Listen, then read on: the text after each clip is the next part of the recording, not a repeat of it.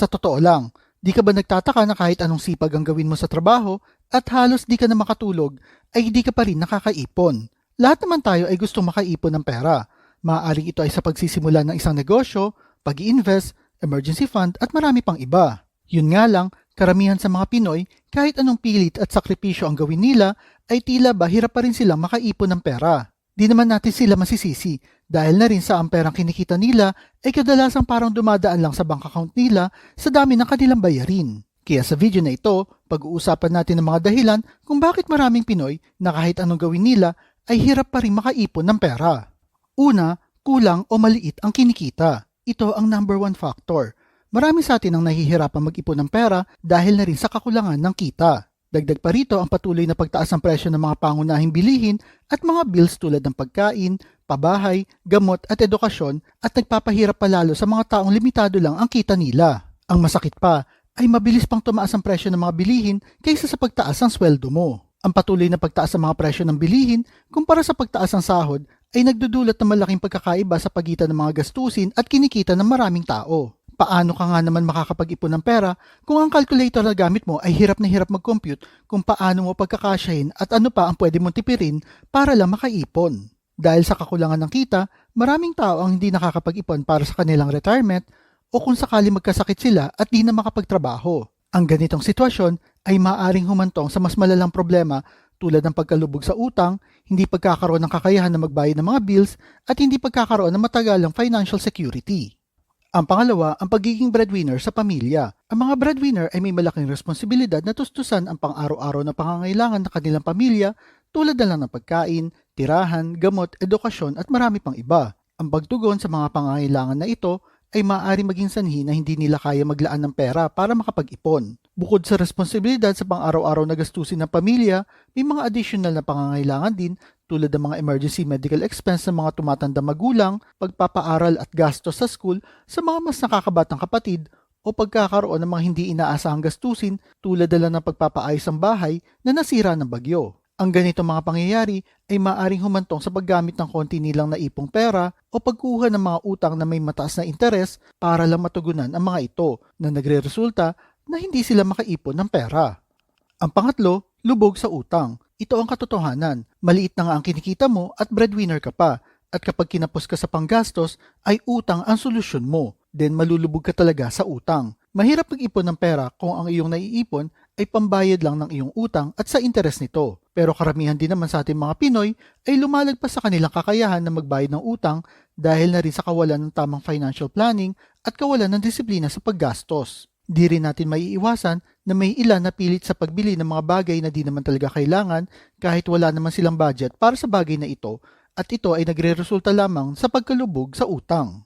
Tandaan na ang pagiging mayaman sa panlabas o sa porma ay walang halaga kung wala naman talagang ipon at yaman para bakapan ang porma na ito. Importante na mag-establish muna ng isang solid financial foundation tulad ng isang pangmatagalang solusyon like pag-iipon ng pera at pag-invest nito upang maiwasan sa pagkalubog sa utang.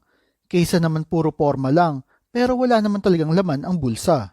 Ang pang-apat, may asawa ka na di marunong mag-manage ng pera. Isa sa pinakamahalagang dapat mong gawin ay ang pagpili ng partner sa buhay. Napakahirap talaga ng sitwasyon kapag ang asawa mo ay hindi pareho ng mindset mo pagdating sa pera. Ang pagkakaiba ng pananaw tungkol sa paghawak ng pera ay isang uri ng hindi pagkakaunawaan sa loob ng pamilya. Nagre-resulta ito sa stress, away at kadalasan ay hiwalayan. Ang isang individual na may disiplina at determinasyon sa pag-iipon ay maaaring mahirapan kung ang kanilang asawa ay walang kontrol sa paggastos at mahilig magpabudol sa iba. Sa ganitong mga sitwasyon, mahalaga na habang maaga pa ay magkaroon ng malalim na usapan tungkol sa pera at magtulungan sa pagset ng financial goals sa buhay. Mahalaga rin na magkaroon ng maayos na komunikasyon at understanding sa mga pangangailangan at hangarin ng bawat isa pagdating sa usapang pinansyal. Sa ganitong sitwasyon, maaaring makatulong ang sabay na pag-attend sa mga seminar tungkol sa financial education para sa mag-asawa upang magkaroon ng parehas na pagkakaintindi at diskarte tungkol sa pangangailangan nila at sa kanilang long-term financial goals. Ang panglima, masyado mabisyo. Marami sa atin na may iba't ibang bisyo sa buhay na maaaring maka-impluwensya sa ating kakayahan na mag-ipon ng pera. Maliban na lang sa mga bisyo na nakakasama sa kalusugan ng ating wallet tulad ng pag-iinom, pagsusugal o paninigarilyo, Ang mga bisyo tulad ng pagbili ng mamahaling kape araw-araw o madalas na pag-shopping ay maaaring magdulot ng negatibong epekto sa ating finances. Ang paggastos sa malaking halaga ng pera sa mga bagay na hindi naman talaga kailangan o mahalaga ay maaaring maging hadlang sa pag-iipon at upang matugunan na rin ang mga mas mahalagang pangangailangan sa buhay tulad ng pagtustos sa edukasyon, pangangailangan sa kalusugan at paghahanda para sa retirement. Mahalaga na maging mapanuri tayo sa ating mga gastos at suriin din ang mga bagay kung ano ang tunay na nag-aambag sa ating kaligayahan at kapakanan. Ang pagbibigay pansin sa ating mga bisyo na wala namang katuturan at kung paano ito maitatama ay isang mahalagang hakbang sa pagpapabuti ng ating paghawak sa pera. Sa pamamagitan ng pag-iwas sa mga bisyo na ito o pagbabawas sa mga hindi naman kinakailangan na gastusin ay maaari nating mapalakas ang ating kakayahan na makapag-ipon ng pera at magkaroon ng mas maayos na hinaharap na may ipon at hindi stress tungkol palagi sa pera. Ang pang-anim, maling mindset tungkol sa pera. 2026 na, pero maraming Pinoy pa rin ang naniniwala na kapag nag-ipon ka daw ng pera ay may magkakasakit sa pamilya mo dahil para sa kanila, ang pag-iipon ng pera ay parang pinaghahandaan mo na rin ang pagkakasakit nila. Well, totoo naman kasi kaya ka nag-iipon ng pera ay para kapag may emergency tulad ng pagkakasakit ay may mabubunot kang pera at hindi yung halos masiraan ka ng ulo kung saan ka kukuha nito. Isa lamang ito sa maling paniniwala ng mga Pinoy tungkol sa pera. Maraming Pinoy din ang may hangarin talaga na makapag-ipon, ngunit sa kawalan ng disiplina at tamang mindset, madalas ay nauuwi ito sa ngingaskugon lamang. Ang isang mahalagang hakbang upang malagpasan ito ay magsimula ka sa pag-iipon ng pinakamaliit na halaga na kaya mong mailaan mula sa iyong kita. Sa pamamagitan ng pagsisimula sa maliit, nabubuo mo yung habit ng pag-iipon at nagkakaroon ka ng momentum upang ipagpatuloy ang iyong ginagawa. Habang nakikita mo rin na unti-unting lumalago ang iyong ipon, ay mas nahihikayat ka na magpatuloy at dagdagan pa ito na mas malaking halaga. Sa ganitong paraan,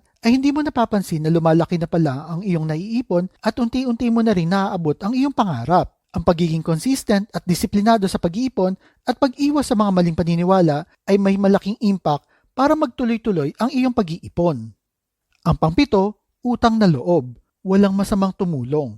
Again, walang masamang tumulong sa mga kamag-anak o kaibigan, ngunit di naman sa lahat ng pagkakataon ay tatanaw ka ng utang na loob. Ang kultura kasi ng utang na loob sa Pilipinas ay maaaring isang maging balakid sa iyong pag-iipon ng pera. Ganito kasi yon. Ang utang na loob ay tumutukoy sa isang malalim na pakiramdam ng pagpapasalamat at obligasyon sa isang tao na tumulong sa iyo sa panahon ng pangangailangan. At ito ay kadalasan nagreresulta sa patuloy na pagbabalik ng pabor sa anyo ng pera. Kapag kasi ang isang tao ay may utang na loob, maaari siya makadama ng pangangailangan na unahin muna ang pagtulong sa iba kaysa unahin ang sariling financial security. Ang patuloy na pagtugon sa ganitong uri ng social norm ay maaaring humantong sa di pagtatabi ng pera para sa sariling kinabukasan dahil na rin sa karamihan ng kita nila ay napupunta lang sa pagtanaw ng utang na loob sa iba kahit na sa katotohanan ay inaabuso na sila. Nakakasama ito sa iyong finances kasi mas inuuna mo ang pangangailangan ng iba dahil lang sa utang na loob kaysa sa pag-iipon para sa iyong sariling kapakanan. Ayun ang mga reason na para sa akin ang mga dahilan kung bakit di nakakapag-ipon ng pera ang maraming Pinoy. Ikaw ba? Ano pa sa tingin mo ang mga reason kung bakit di nakakapag-ipon ng pera ang karamihan ng mga Pinoy? Type mo naman sa comment section below.